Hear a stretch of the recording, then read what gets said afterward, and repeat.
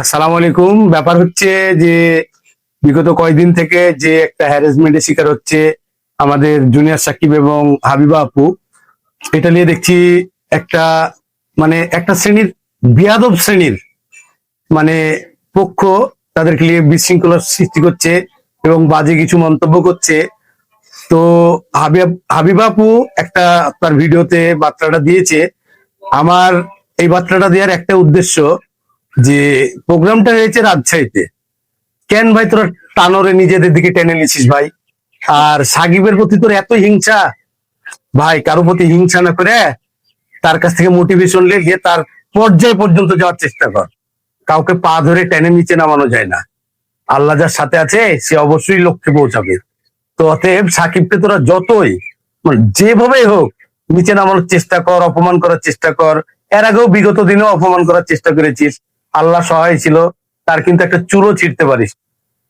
আসলে ভালো মানুষের সাথে আল্লাহ আছে, কেউ থাক আর না থাক।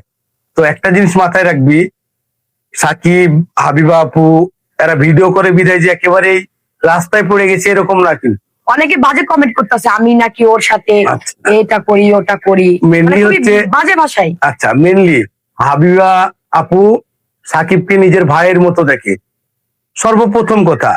আর সাকিব ভাই যে যেভাবে হাবিবা আপুকে সম্মান করে, সম্মানের চোখে দেখে, একটা নারীকে এইভাবে সম্মানের চোখে দেখাই উচিত, যেটা তোদের মধ্যে নাই।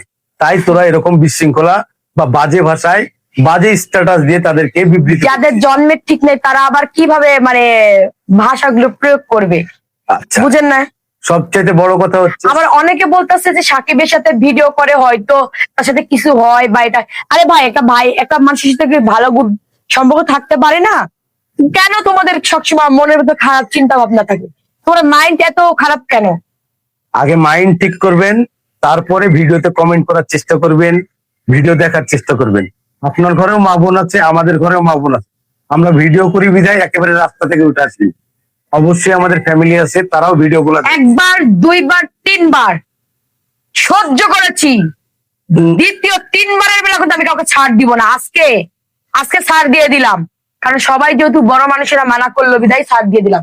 নেক্সট টাইম এই ভুলটা যেন আপনাদের মধ্যে না থাকে, বলে দিলাম। সবাই ভদ্রতা হ্যাঁ, আমার প্রমাণ সহ আপনি আমাদের বলবেন, সমস্যা নাই। প্রমাণ ছাড়া কখনো আমার বিষয়ে এতটুকু কমেন্ট করতে পারবেন না, বলে দিলাম। আপনাদের ভালো না লাগলে ইগনোর করবেন, আনফলো ভিডিও না করে দেখতে দিবেন, মন চাইলে দেখবেন না। ব্লক করে দিবেন। কিন্তু আপনারা এরকম বিশৃঙ্খলা কমেন্ট করে তাদেরকে দ্বিধার মধ্যে ফেলেন না।